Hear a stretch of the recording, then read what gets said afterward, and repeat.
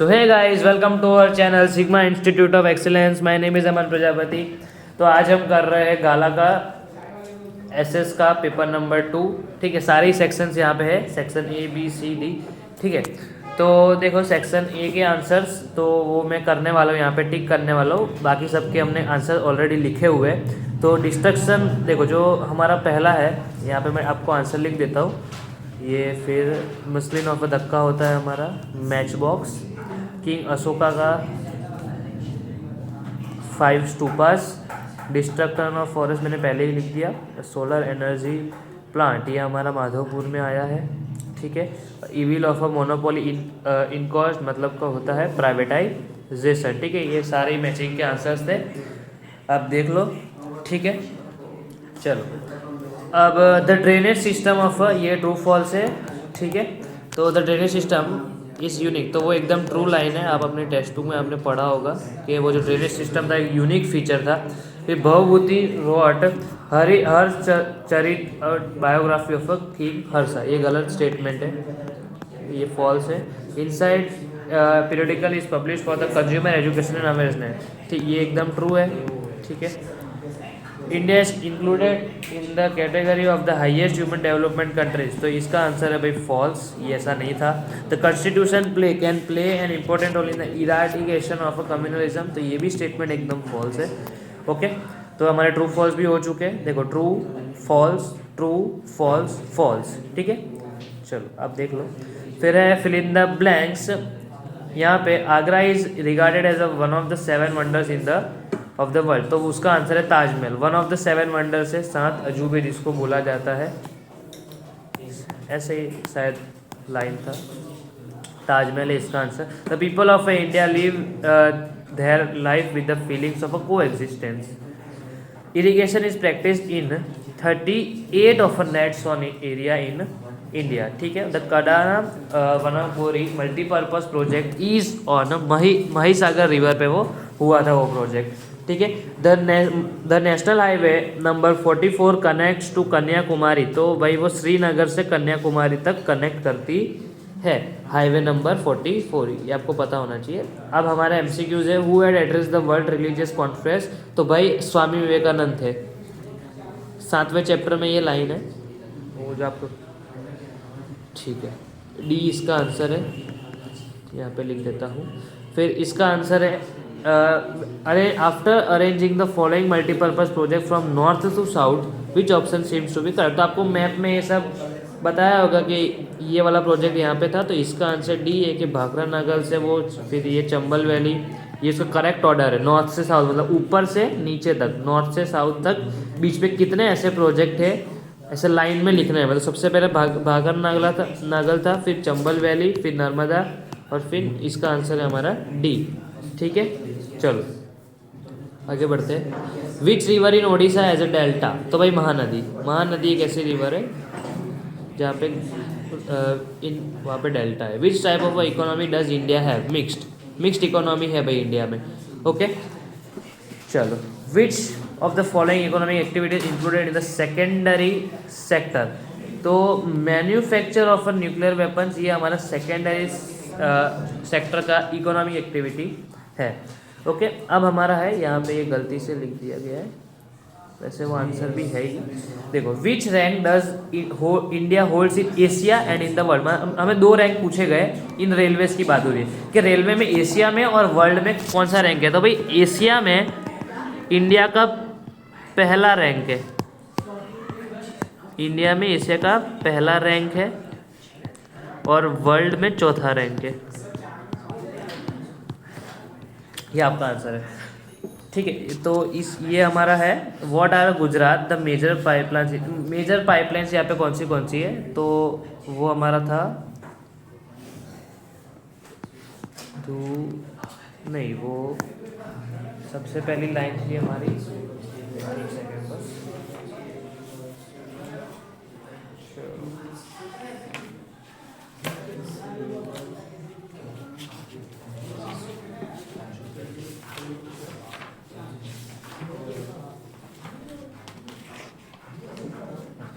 तो वो था खंबात।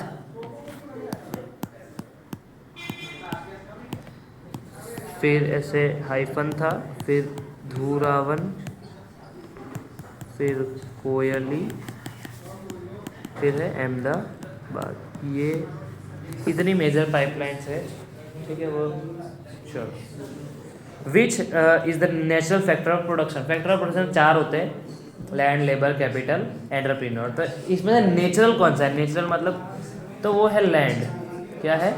लैंड। भाई लैंड एकदम नेचुरली आई है, ठीक है, उसको हमने बनाया नहीं है। Which economic system is a quite opposite to market system. भाई मार्केट सिस्टम के ऑपोजिट कौन सी चीज़ है? तो भाई वो सोशल सिस्टम है।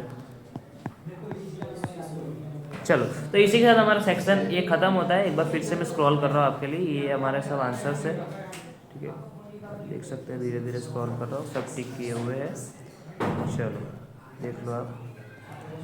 अब सेक्शन बी, ठीक है, यहाँ पे आपको 13 क्वेश्चन दिए होंगे, आपको सिर्फ और सिर्फ 9 अटैम्प्ट करने हैं, ठीक है, आपको सिर्फ और सिर्फ 9 अटैम्प्ट करने हैं। चलो, तो हमारा 25 है और यहाँ पे कुछ एक्स्ट्रा क्वेश्चंस भी दिए जिसके हमने आंसर लिखे। देखो, give information about the most ancient people belonging to Dravidian race. तो यहाँ पे लिखा है Dravidian culture, the people belong to Dravidian race were the original inhabitants of the India. They were direct descendants of the Stone Age civilization and the creator of a Mohenjo-daro culture. After the invasion of Aryans, they shifted to and settled down in the southern part of India. Thereby, their language and culture have survived. ये सब है कि जैसे वो Aryans आए थे, तो ठीक है। चलो, तो दे गए the concept of a mother, और द्रविडियंस ने हमें गॉडेस दिया था, मदर को गॉडेस बोलना है और फादर को गॉड बोलना है, ऐसा हमें सब बताया गया। तो thereby the religious of believe of Parvati as a mother, फिर हम पार्वती को माता बोलते हैं और शिव को फादर की तरह मानते हैं, ऐसा हमारा द्रविडियन का कहना था। They were the tradition of worshipping with धूप दीप एंड आरती। ये हम आज के टाइम पे हम करते हैं, धूप दीप आरती, ठीक है। Under to nature and animals worship, मतलब वो नेचर की और एनिमल्स की भी पूजा करते थे Aryans, sorry Dravidians. The Aryan culture was internalised by the Dravidians, ठीक है। They had matriarchal family system and permitted intercaste marriages. They made progress in the boat raft making, ठीक है, ये सब प्लेन रीडिंग है just. Tamil, Telugu, Kannada and Malayalam are the Dravidian family language spoken by the. यहाँ मतलब देखो, आपको है ना, बेसिकली ये जो आंसर है 2 मार्क में आता है, हर एक आंसर 2 मार्क में आता है, ठीक है। तो मैं आपको लिखने का ढंग भी बता देता हूँ कि इतनी भाई सप्लीमेंट्री होती है वैसे ऐसे, ठीक है, मतलब काइंड ऑफ इतनी होती है, ठीक है। तो आपको 2 मार्क्स के लिए लगभग इतना आधा या फिर आधे से ज़्यादा पेज भरोगे इतना, ठीक है, तो बहुत अच्छा है, अच्छी बात है। यहाँ से ये इतना अगर आप आधे से ज़्यादा पेज भी भरते हो तो 2 मार्क के लिए इतना इनफ है, ठीक है। चलो, तो यहाँ पे बहुत सारे पॉइंट्स इंक्लूड है, आप अपने हिसाब से कुछ कितने भी पॉइंट्स अपने हिसाब से यहाँ पे सप्लीमेंट्री में जब आप एग्जाम दो तो आप लिख सकते हो, ठीक है।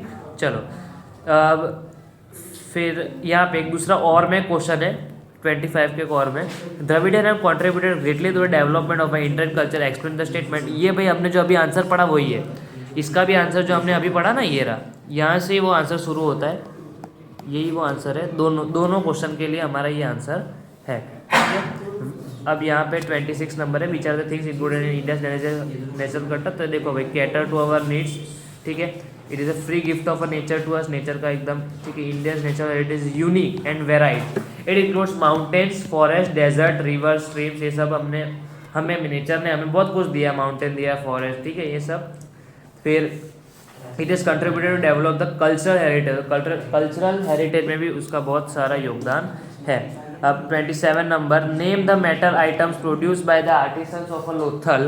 The artisans of a Lothal made different types of appliances like a sickle, curved saw and needle from the copper and the bronze. They made a utensils, idols and pots from the copper and bronze. Weapons were made from iron, ठीक है। ये सब है कि metal atom से लोथल वालों ने क्या क्या बनाया था, उनके आर्टिसंस ने मेटल से क्या क्या आइटम बनाए थे, तो ये सब यहाँ पे लिखिए कि सिक्कल हो गया, सब आपने देखा होगा, नीडल, सुई, कॉपर, ब्रॉन्ज, ठीक, यूटेंसिल्स, ठीक है, ये सब हमारा आंसर है। 28 नंबर आप बढ़ते हैं। The relationship of a human life has been connected with a tree and a forest since the beginning, explain the statement, ठीक है। और या फिर देखो, या फिर दूसरा क्वेश्चन भी, डिस्क्राइब वुड आर, मतलब दोनों एक ही क्वेश्चन है और में यहाँ पे आपके गाला में भी ऐसे ही दिया गया है, तो दोनों का एक ही आंसर है जो कि इतना है। ठीक है, 2 मार्क में इतना काफ़ी है, ठीक है, ये इतना आपके लिए काफ़ी है। Man is acquainted with the use of wood stone age period when wood was used to make a fire in the caves for cooking food and कौन पता है, ठीक है, वुड हमारे लिए पहले से बहुत काम का है। वुड से हम खाना पकाते थे, ठीक है, शेल्टर बनाते थे, घर बनाते थे, उसमें ही हम सब रहते हैं। Later on wood was used to build house, फिर हमने देखा कि वुड का फर्नीचर भी घर में बनाते हैं, ठीक है, तो लकड़ी के घर भी बनाते हैं कोई कोई, तो construction to make wood weapons to make boards. Wood was also used to make ideals of a deities and toys for a children. Wooden pillars, windows, doors, thrones, chariots, grills were the forms of a woodwork in the ancient and medieval period. The art of wood carving was also developed during this period. In present time, woodwork is found in the form of a furniture. These, the swings and toys of either wood, ठीक है, ये सब line है, आप देख सकते हो, just मैं रीडिंग कर रहा हूँ, ओके, और कहीं कहीं पे समझाने की ज़रूरत होगी तो मैं समझा भी दूंगा, ठीक है। 9 नंबर का ये रहा, कुतुब मीनार के बारे में बताना है, तो भाई कुतुब मीनार बनाया था हमारे कुतुबुद्दीन ऐबक ने, ये कुतुब मीनार बनवाया था, ओके। चलो, और ये दिल्ली में है, ये आपको पता होना चाहिए। फिर of the slave dynasty and completed by school, मतलब क्या हुआ कि यहाँ पे दिस वो started by the sultan and completed by his son, मतलब कुतुबुद्दीन ऐबक ने काम शुरू किया था कुतुब मीनार का बनाने का, लेकिन उसके जो सन था इल्तुतमिश, उसने पूरा कर दिया 12वीं सेंचुरी में। दिस 72 मीटर्स टॉल, ये सब आपको लिखना पड़ेगा जब भी आप कुतुब मीनार लिखोगे ना, तो मेन चीज़ तो यही है कि सबसे पहले वो बनाया किसने, कहाँ पे है, ये सब आपको पॉइंट्स लिखने पड़ेंगे, एकदम मेन पॉइंट्स है। फिर आपको ये चीज़ एकदम पॉइंट के आंसर के एकदम सही बतानी पड़ेगी। 72 पॉइंट वहाँ पे मीनारेट थी, was made from round red stone and marble.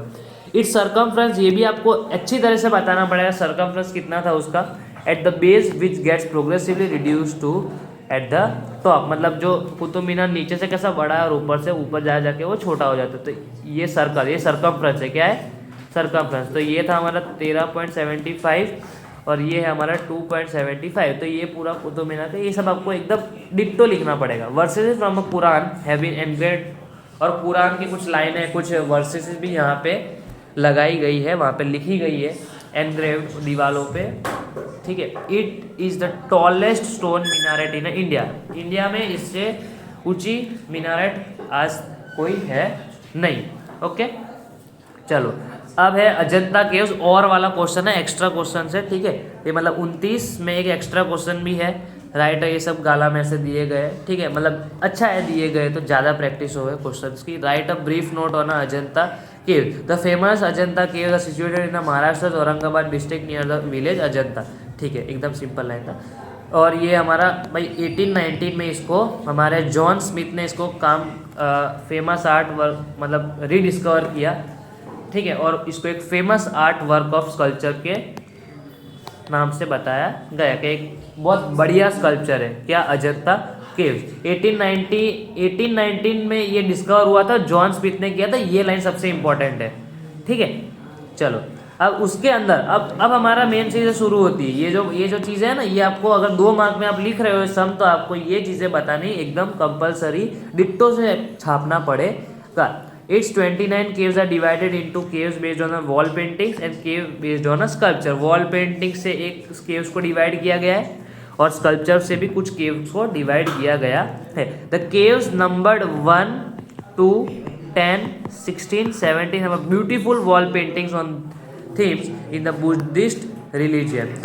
The caves numbered 9, 10, 19, 26, 29 are the Chaityas and the rest are a viharas, ठीक है। ये सब आपको केव के एकदम डिक्टो नाम या नंबर्स याद रखने पड़ेंगे कि इतनी जो केव्स थी उसमें अच्छे थीम्स थे बुद्धिस्ट रिलीजन के रिलेटेड, ठीक है। और यहाँ पे चैत्यास और विहारास के बारे में बताया गया है, 9, 10, ये सब जो नंबर्स है आपको अच्छी तरह से याद रखने हैं, ओके। 30 नंबर, अब डायरेक्ट बढ़ते हैं। Right a brief note on Ellora caves, तो मेन चीज़ें मैं यहाँ पे हाईलाइट कर रहा हूँ, जैसे कि इलोरा केव्स औरंगाबाद डिस्ट्रिक्ट, वो महाराष्ट्र में आया है, ये चीज़ आपको याद रखनी है, महाराष्ट्र में आया औरंगाबाद डिस्ट्रिक्ट, ठीक है। This caves were sculpted by इस पीरियड में इस केव को बनाया गया था, ठीक है। ये हिंदू केव्स है, देयर आर 17 हिंदू केव्स, ये सब आपको ये लिखना है 17, और नंबर लिखोगे तो ज़्यादा अच्छा रहेगा, ये 17 की जगह अगर नंबर लिखोगे तो ज़्यादा अच्छा रहेगा एग्जाम में, ठीक है। चलो फिर during the reign of Rashtrakuta dynasty, ये नहीं लिखोगे तो चलेगा।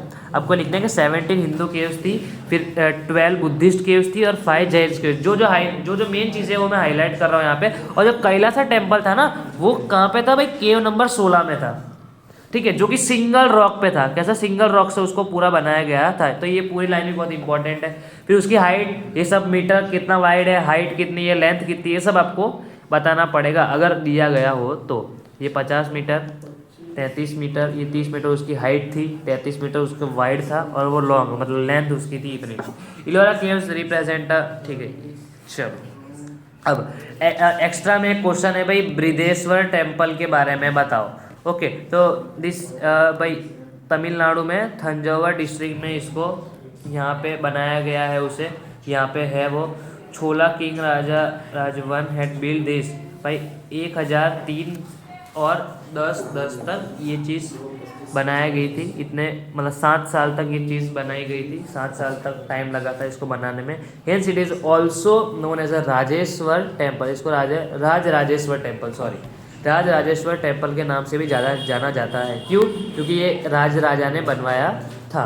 Okay, this temple is the finest specimen of a Dravidian architecture. Okay, this temple is dedicated to lord Shiva. Lord Shiva से डेडिकेटेड है। लॉर्ड शिवा की यहाँ पे बहुत सारी चीज़ें का बताया गया होगा। इट्स डायमेंशन और ये जो चीज़ें होती है ना, ये बहुत मेन हो जाती है कि उसकी लेंथ 500 फीट थी। ये तो कब से मैं बोल रहा हूँ, ठीक है। ये सब चीज़ें इंपॉर्टेंट है। हाइट है जो कि 200 फीट है ग्राउंड लेवल से। It is one of the tallest temples in the world. ये लाइन लिखोगे तो और भी अच्छा है। ये टॉलेस्ट टेम्पल है और साउथ इंडिया में बहुत अच्छा टेम्पल है, one of the grand temples, ठीक है। Mention the reasons for the destruction of forest. ये कुछ रीजंस है, आप देख सकते हो। The effects of the forest, there has been increase in the carbon dioxide in the production, ठीक है। द ग्रीन हाउस इफेक्ट, एकदम इजी लाइन। ये सब आप पॉइंट्स को लिखने हैं आपको, ठीक है।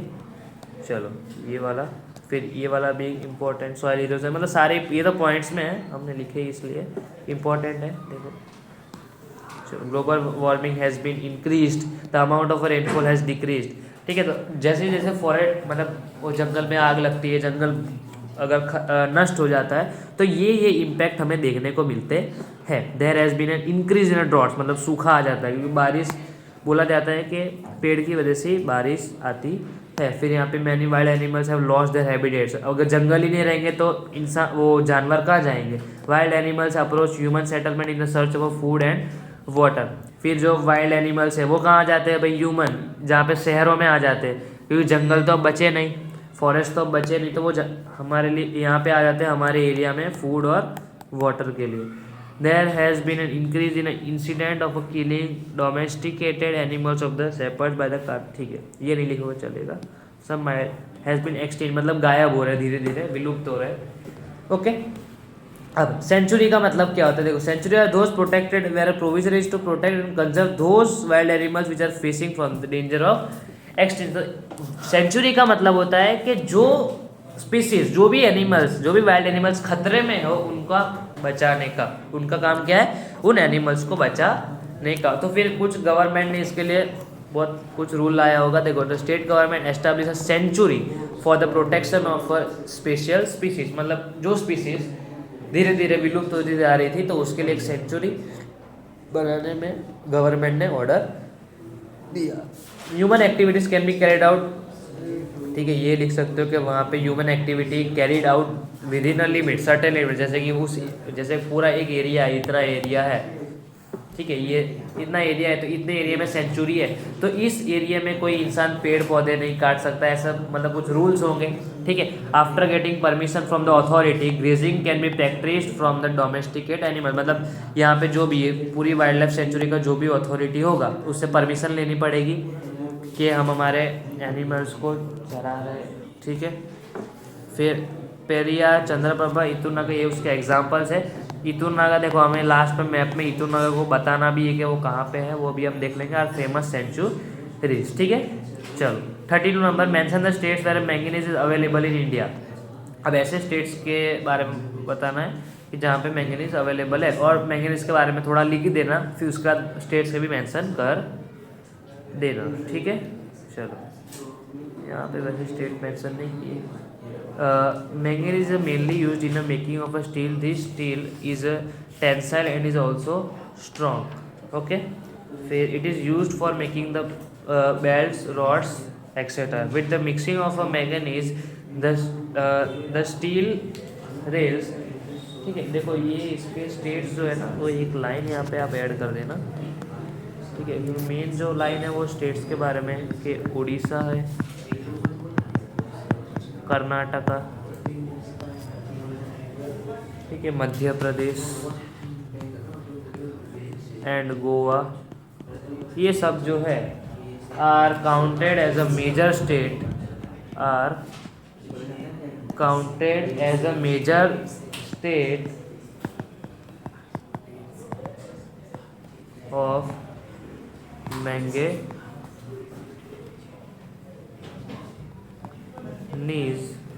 प्रोड्यूसर।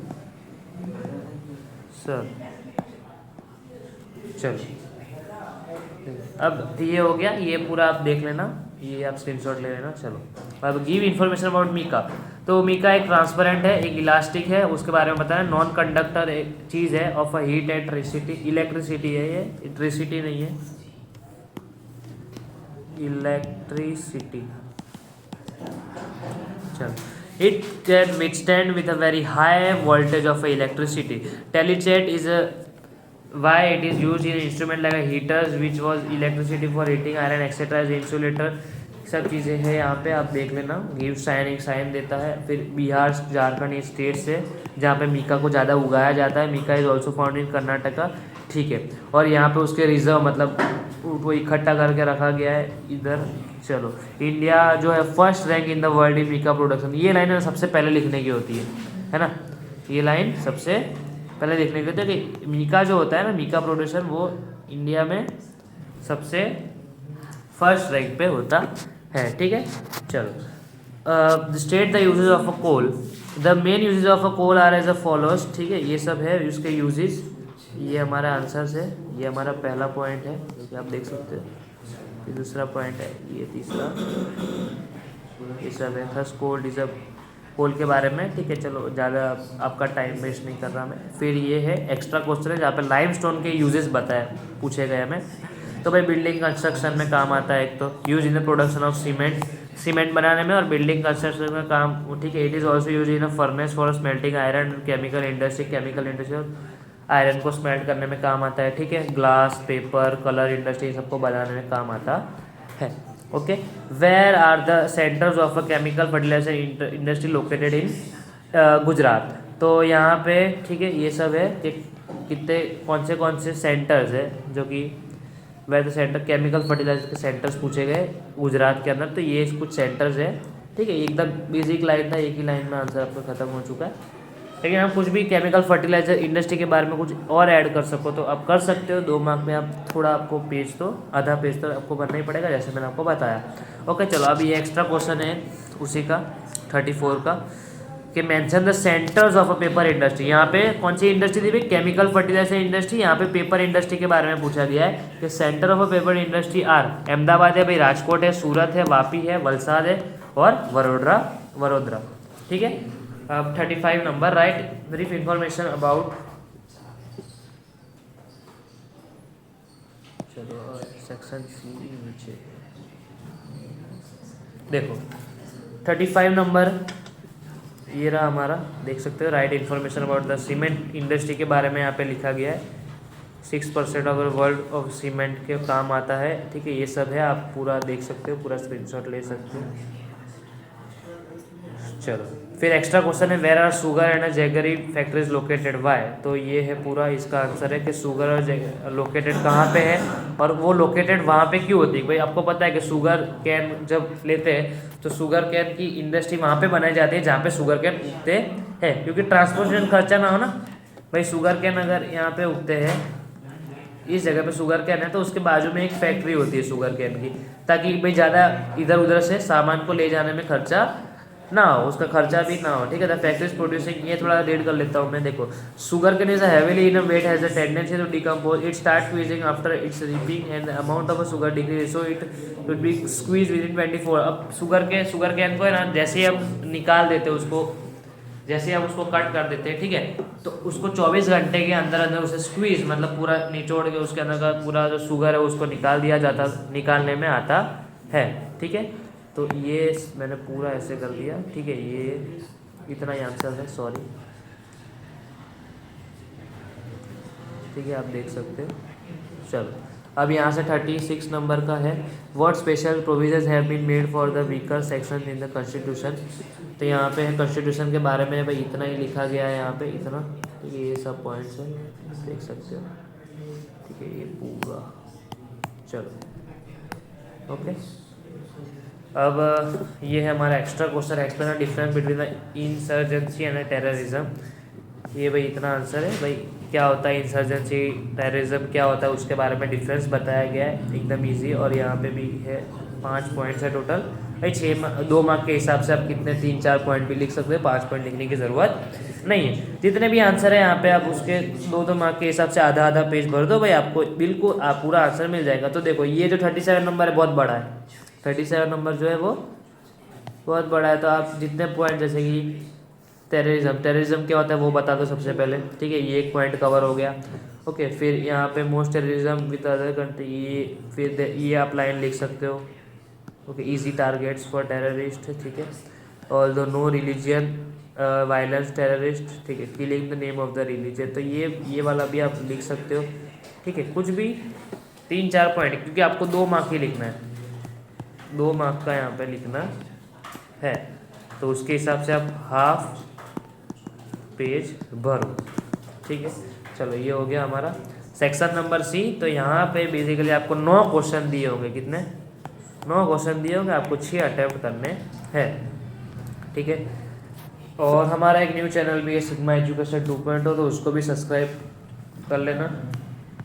ये सिग्मा एजुकेशन 2.0 है भाई, हमारा न्यू चैनल है, उस पर भी हमें अपना सपोर्ट दिखाना। चैनल का लिंक हम डाल देंगे, ऐसा हुआ तो वीडियो के नीचे डिस्क्रिप्शन में, ठीक है।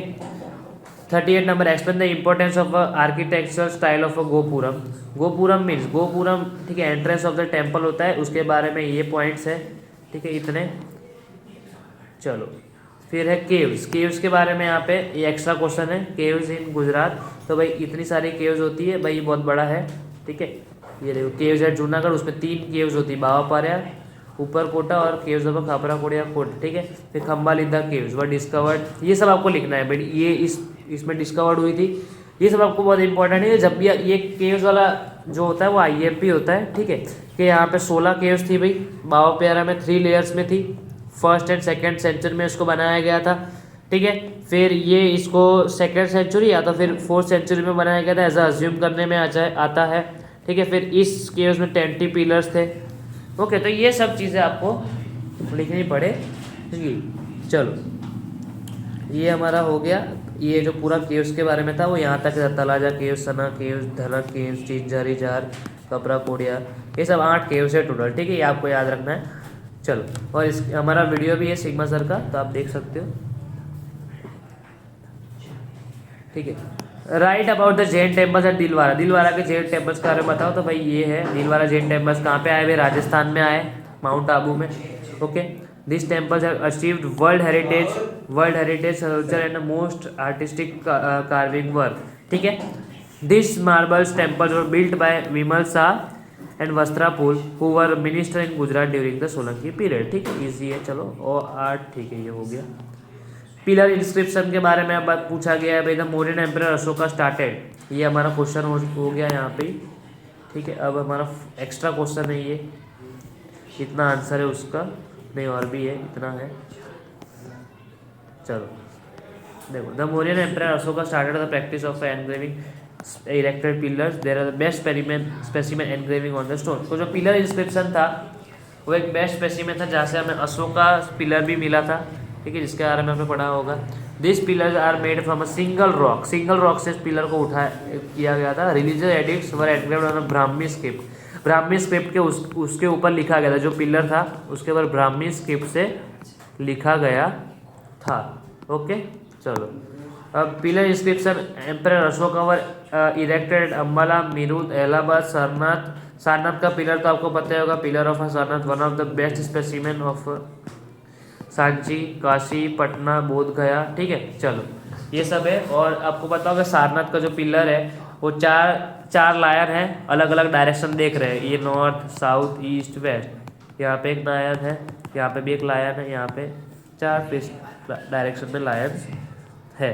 ठीक है, give information about the epics Ramayana and Mahabharata. Ramayana और महाभारत के बारे में बताना है भाई। देखो रामायण जो है, it is believed that Indian Ramayana was compose by Maharshi Valmiki. किसने लिखी थी भाई? महर्षि वाल्मीकि ने लिखी थी। ठीक है, Ramayana is story of lord Ramchandra the king of Ayodhya. ये आपको पता है, इसके बारे में तो आप खुद से भी कुछ भी लिख सकते हो। Second, Bhavabhuti a poet of a Gupta period compose Uttar Ramcharit. Sant Tulsidas compose Ramcharit Manas in Awadhi dialect. Scholars have written Ramayan in other language. और भी बहुत सारे स्कॉलर्स हैं जो कि रामायण को अलग अलग लैंग्वेज में आपने देखी होगी। आपको पता है कि आपको जो बुक तो रामायण अलग अलग लैंग्वेज में हमें देखने को मिलती है। ठीक है, तो ये था। फिर महाभारत के बारे में कि महाभारत जो है वो दुनिया की सबसे बड़ी एपिक है, हैविंग 1 लाख वर्सेस। दुनिया की सबसे बड़ी एपिक जो है वो क्या कौन सी है भाई? महाभारत है। और श्री भगवद गीता के बारे में उसका पूरा बताया गया है, हिंदू के बारे में, और वो एक महाभारत का एक पार्ट है, हिस्सा है। ठीक है चलो, अब ये है हमारा अमीर खुसरो के बारे में लिखना है। तो ये रहा भाई अमीर खुसरो, वैसे इतना इम्पोर्टेंट है नहीं ये पूरा। अब अमीर खुसरो के बारे में अब ये है, इतना आंसर है हमारा, अब देख लेना। एल्यूवियल सॉइल भाई, ये देखो ये आता है एग्जाम में कि भाई 43% है भाई एल्यूवियल सॉइल। एल्यूवियल सॉइल कहाँ से कहाँ कैसे निकलती है? देखो, Brahmaputra valley in the east, Sutlej in the west, northern plate in Narmada, Tapi, Kaveri delta regions of the Kaveri. Characteristics है भाई, this soil is found alluvial deposit. कैसे फॉर्म होती है, क्या क्या होता है अंदर। ठीक है, पल्सिस ग्रोन हो सकते हैं इस सॉइल में अगर नाइट्रोजन का कंटेंट अगर बढ़ाया जाए तो। ये लाइन बहुत इंपॉर्टेंट है। फिर क्रॉप्स यहाँ पे कौन से होते हैं, तो आप कोई भी उगा सकते हो। ठीक है, क्रॉप्स के ऐसे 2-4 नाम आपको ऐसे कॉमन देख लेना है कि सब में कॉमन ऐसे नाम हो तो वो आपको चिपका देना है। फिर ब्लैक सॉइल, ये भी एक इम्पॉर्टेंट टॉपिक है। ओके, कि 15% होता है डेक्कन लावा। क्लाइमेट है, ये फॉर्मेशन ऑफ अ सॉइल बताया गया है कि कैसे ब्लैक सॉइल बनती है, कैसे फॉर्म होती है। ब्लैक सॉइल कहाँ पे मिलती है भाई? Maharashtra.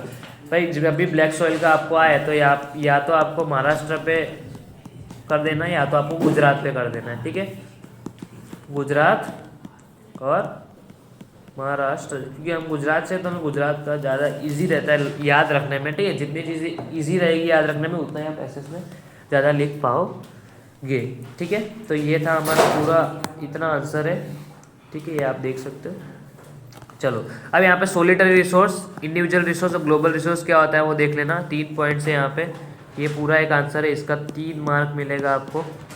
Okay, write a short note on a world trade organisation. भाई वर्ल्ड ट्रेड ऑर्गेनाइजेशन क्या है, उसके ऑब्जेक्टिव्स क्या है। ठीक है, ये सब यहाँ पे लिखा गया है, एकदम इजी टॉपिक है ये तो। 16 चैप्टर मतलब एकदम पप्पू, और वो आपको अच्छे मार्क्स देके जाता है। ओके, सस्टेनेबल डेवलपमेंट क्या होता है, ये भी 16 चैप्टर से ही आई थिंक। देखो एक्स्ट्रा क्वेश्चन में मतलब 16 चैप्टर से ही होगा, 43 का एक्स्ट्रा का क्वेश्चन है। चलो, तो ये है पूरा सस्टेनेबल डेवलपमेंट। ओके, मैं रीड नहीं कर रहा, अब आप लिख लेना अपने हिसाब से। Okay, right the full form ISI MPO HA CCP and state whether they use for. तो इसका भी आप देख सकते हो कि भाई फुल फॉर्म लिखना है और उसके बारे में क्या काम है वो भी बताना है। MPO का फुल फॉर्म होता है मीट प्रोड्यूसर ऑर्डर। ओके चलो, फिर ICI का फुल फॉर्म होता है, ISI का इंडियन स्टैंडर्ड ऑफ इंस्टीट्यूट, ये उसका फुल फॉर्म होता है। HACCP हजार्ड एनालिसिस और critical control point is given to processed food. ठीक है, फिर एक्स्ट्रा क्वेश्चन है, कौन सा है भाई? 44 का एक्स्ट्रा क्वेश्चन है। Okay, explain any one consumer court as a measure of a. देखो आपको कोई भी 1 लिखनी है, क्या लिखनी है? 1, क्योंकि देखो अब जो सेक्शन C जो 3 मार्क्स में होता है उसके लिए आप पूरा जो पेज होता है ऐसे, वो पूरा पेज आपको भर देना है। क्या कर देना है? पूरा पेज आपको लिख के ऐसे भर देना है। 3 मार्क आपको मिल जाएंगे पूरा पेज। ठीक है, अच्छा रहेगा अगर लिखोगे तो। ठीक है, यहाँ पे आपको कोई भी 1 पॉइंट लिखने को बोला है तो आप 1 में कुछ और ऐड कर दो, और भी ऐड कर दो, ये सबसे 2 पॉइंट लिख दो तो आपका एक पेज पूरा आराम से भरा जाएगा। ठीक है, और वैल्यूज़ को एकदम रट के चलना है आपको। ठीक है, कैसे आप याद रख रहे हो वो आपकी प्रॉब्लम है। ठीक है, और हमारे सिग्मा से एकदम तगड़ी तरीके से उसे याद भी करवाते हैं। आप उनके वीडियो देखो, 20 लाख ये सब डिजिट्स जो होती है वो एकदम तगड़े तरीके से याद करवाते हैं। ठीक है, चलो ये भी उसी का हिस्सा है। देखो 3rd पॉइंट, लेकिन 3 मार्क में आपको इतना सब तो नहीं लिखना है, एक पेज भर जाए इतना काफ़ी है। एक फिर ज़्यादा आप लिखते हो, ठीक है, तो आपको पास अगर टाइम हो तो ही लिखा करो। ओके, ज़्यादा टाइम वेस्ट मत किया करो। 3 मार्क के लिए एक पेज इनफ है। Okay, explain the role of a consumer society in providing protection to the consumer. तो consumer protection act 1986 envisages one establishment of a consumer society at the taluka district state and national level. चलो अब देखो, ये है हमारा, इतना ही answer है, ये रहा। चलो देख लो। ठीक है, यहाँ से शुरू हो रहा है वो आंसर। अब एक्स्ट्रा क्वेश्चन है।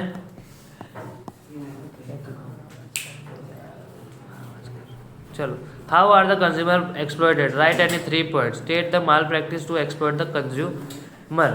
ओके, तो यहाँ पे कुछ माल प्रैक्टिस है, उसके बारे में हमें बताना है। तो इतने सारे पॉइंट्स है। ठीक है, ये पॉइंट्स तो आप लिखोगे पूरे सारे, अगर पॉइंट्स लिखो तो 3 मार्क्स तो पक्के। ठीक है, 3 मार्क्स तो पक्के है। ओके, ह्यूमन डेवलपमेंट इंडेक्स क्या होता है भाई, वो लिखना है। ओके, इतना है, और भी है ये इतना, और फिर और भी है, ये रहा हमारा, उसके बारे में पूरा ऐसे। भाई ये तो 4 मार्क वाला हो गया, लेकिन आपको सिर्फ 3 मार्क में एक पेज, या फिर आप और ऐड करना चाहो तो अपने हिसाब से कर सकते हो। तो अब हमारा सेक्शन डी शुरू हो चुका है। तो सेक्शन डी में कितने 5 होते हैं, 4 अटैम्प्ट करने होते हैं, ऐसा ही है।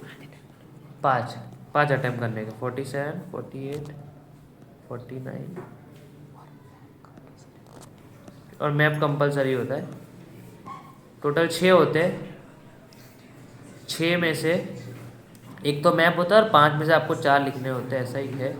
ठीक है, देख लेते हैं। चलो 47 number, state the contribution of the ancient India in a field of astronomy. Astronomy के बारे में हमें बताना है। तो भाई 5 चैप्टर नंबर 5 से है ये एसएस के। एकदम तगड़ा वीडियो बनाया भाई हमारे सिग्मा सर ने, एकदम खतरनाक, पूरा रटवा के छोड़ा है।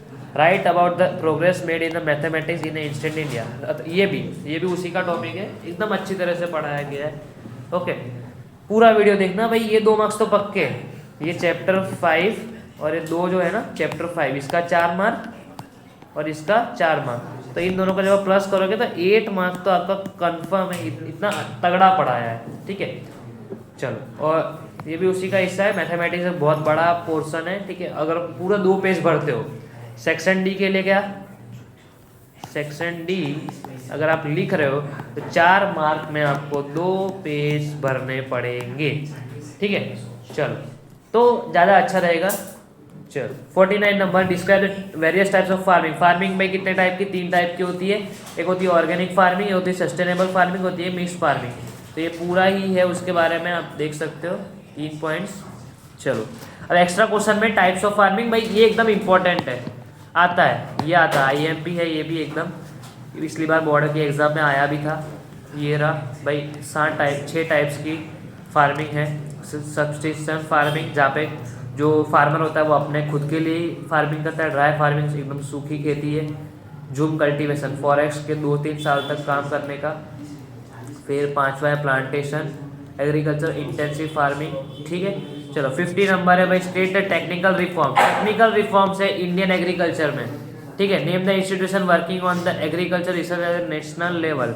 ओके, सब यहाँ पे लिखा गया है कि टेक्निकल रिफॉर्म्स क्या होते हैं भाई। टेक्निकल रिफॉर्म्स एकदम IMP वाला है।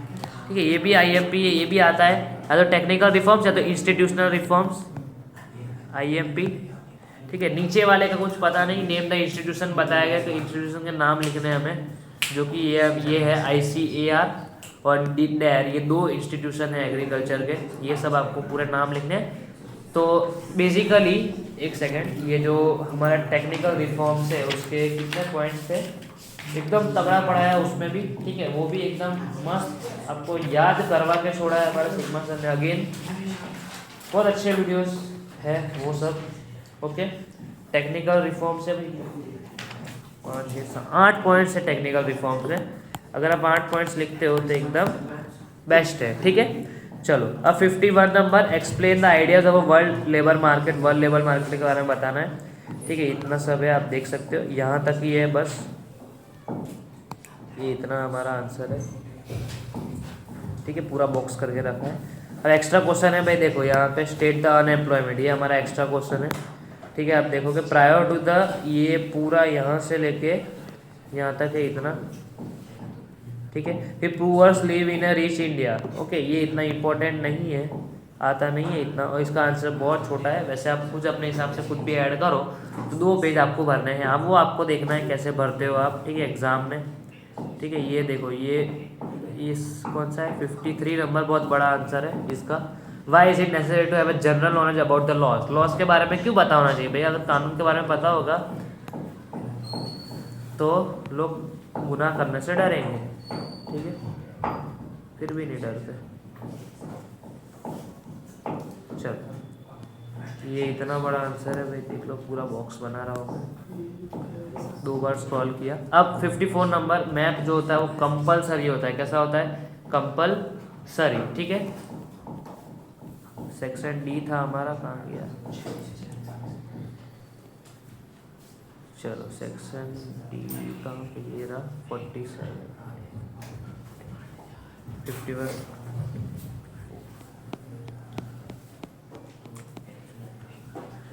ठीक है।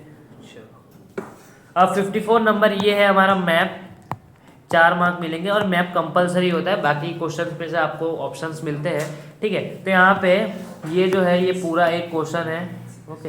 यहाँ पे 2 चीज़ों के बारे में बताना है हमें, ब्लैक सॉइल और लेटराइट सॉइल के बारे में। तो देखो यहाँ पे मैंने पूरा करके रखा है स्ट्रक्चर के। ब्लैक सॉइल जो है उसके लिए आपको ये सब चीज़ें आपको कंपलसरी है कि मैप के बाजू में ऐसा बताना है कि ये भाई खाली है, इसको मैंने ऐसा किया, इसको ऐसे, ये ऐसे, सब निशान आपको देने ज़रूरी है। देखो ब्लैक सॉइल खाली जगह रखी है एक सर्कल करके, तो ये रहा वो, ठीक है। देखो मैं यहाँ पे बता देता हूँ कि तो ये वाला जो पोर्शन है ये हमारा ब्लैक सॉइल है। क्या है?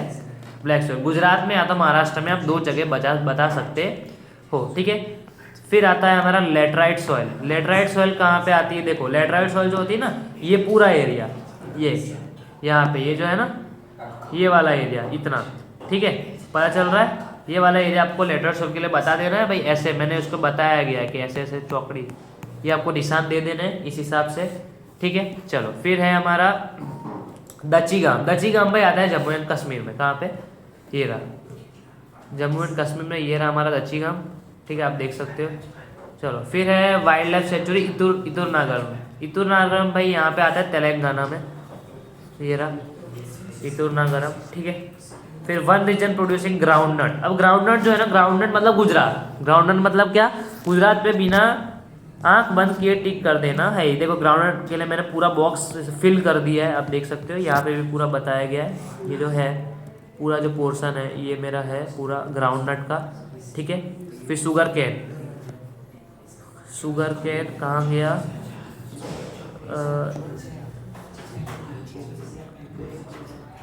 शुगर केन का एरिया मैं लगाना भूल गया, ठीक है,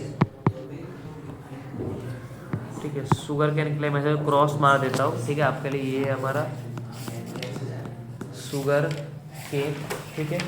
तो शुगर केन का जो एरिया होता है वो यहाँ से, ठीक है, इतना एरिया होता है उसका पूरा, ठीक है, यहाँ से